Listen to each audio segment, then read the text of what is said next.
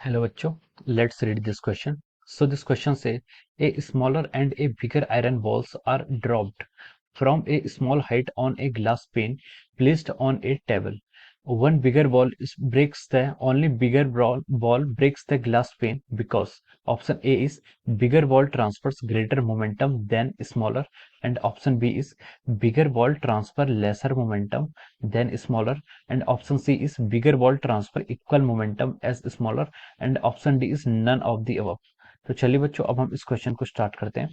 तो देखिए बच्चों इस क्वेश्चन का जो आपका की कॉन्सेप्ट है, इस क्वेश्चन का जो हमारा की कॉन्सेप्ट है, हम यहाँ पर इसका की कॉन्सेप्ट क्या लिख सकते हैं। देखिए उसने बोला कि हमारे पास दो बॉल्स हैं, एक स्मॉल बॉल है और एक क्या है, बिगर आयरन बॉल्स हैं। ठीक है, they are dropped from a small height on a glass pane. ठीक है, हम क्या करते हैं उसको एक ग्लास पेन के ऊपर क्या करते हैं, उस बॉल को क्या करते हैं, स्ट्राइक करते हैं। ठीक है, गिराते हैं। ठीक है, ये आपके क्या है, मान लीजिए आपका एक ग्लास पेन है और आपके पास दो बॉल है। ठीक है, एक बॉल ये स्मॉलर बॉल है और ये बॉल क्या आपकी बिगर बॉल है। ओके, इसका मास आप स्मॉल एम मान लीजिए, इसका मास आप क्या मान लीजिए, कैपिटल एम मान लीजिए। ठीक है, अब इन दोनों को हमने ड्रॉप किया। ड्रॉप किया मतलब इन दोनों की इनिशियल वेलोसिटी कितनी होगी, आपकी जीरो होगी।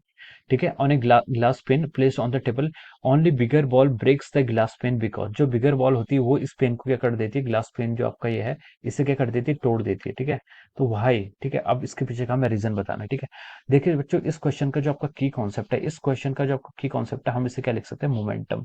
It is based upon the momentum. ठीक है, momentum is the key concept of this problem. ठीक है, अब देखिए मोमेंटम होता क्या है। ठीक है, अब देखिए मोमेंटम जो आपका डिफाइन करता है, momentum is define as the mass times velocity. ठीक है, मोमेंटम जो आपका क्वांटिटी होती है जिसको हम पी से डिनोट करते हैं, P vector, it is a vector quantity. It is define as the mass times velocity. ठीक है, मास और वेलोसिटी के प्रोडक्ट को हम क्या कहते हैं, मोमेंटम कहते हैं। ठीक है, अगर किसी बॉडी की वेलोसिटी ज्यादा है तो उसके पास ज्यादा मोमेंटम होगा। ठीक है, अगर आपकी वेलोसिटी क्या है, ज्यादा है तो उसका मतलब क्या है, उसका मोमेंटम भी ज्यादा होगा।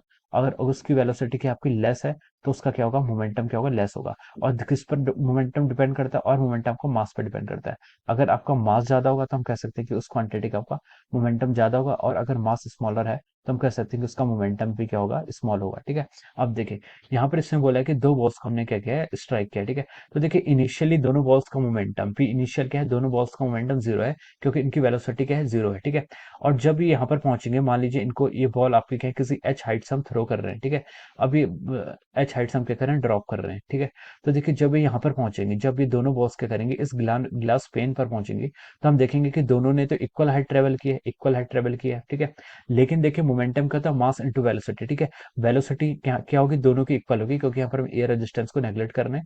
तो यहाँ पर उसकी वेलोसिटी वी होगी, स्मॉल बॉल की भी और कैपिटल बॉल की भी वेलोसिटी कितनी होगी, वी होगी। लेकिन देखिए जो इसका मास है, मास किसका है, कैपिटल एम का मास बढ़ा है, तो इसका मास बढ़ा है तो इसका मतलब इस पर मोमेंटम कितना होगा, ज्यादा होगा। ठीक है, तो हम बोल सकते हैं जो मोमेंटम होगा स्मॉल बॉल का, ठीक है, it is less as compare to the momentum of our capital ball. ठीक है, कैपिटल बॉल का जो आपका जो या कि आपका जो बिगर बॉल है उसका जो मोमेंटम होगा वो क्या होगा, ज्यादा होगा as compare to the smaller ball. ठीक है, तो हम कह सकते हैं कि उसके पास मोमेंटम ज्यादा होगा।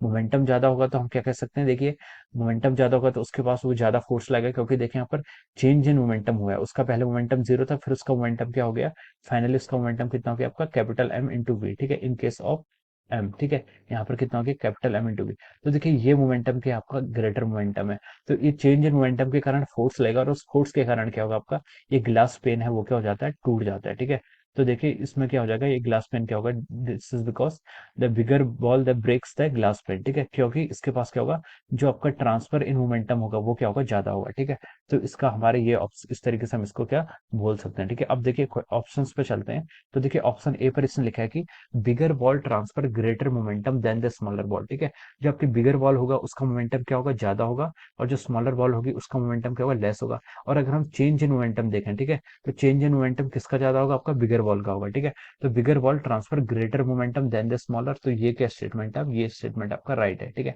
ऑप्शन बी में क्या लिखा है उसने, bigger ball transfer lesser momentum than smaller, ये हो नहीं सकता।